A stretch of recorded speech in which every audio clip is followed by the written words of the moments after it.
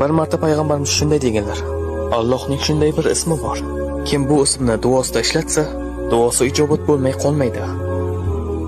Bir kuni Anas roziyallohu anhu shunday dedilar: Men payg'ambarimiz sollallohu alayhi vasallam bilan masjidda o'tirganimizda bir kishi namozni tugatdi va yana ruku qildi.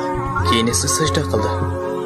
U sajda qilib bo'lgach shunday dedilar: اللهم إني أسألك بأني أشهد أنك أنت الله لا إله إلا أنت الأحد الصمد الذي لم يلد ولم يولد ولم يكن له كفوا أحد.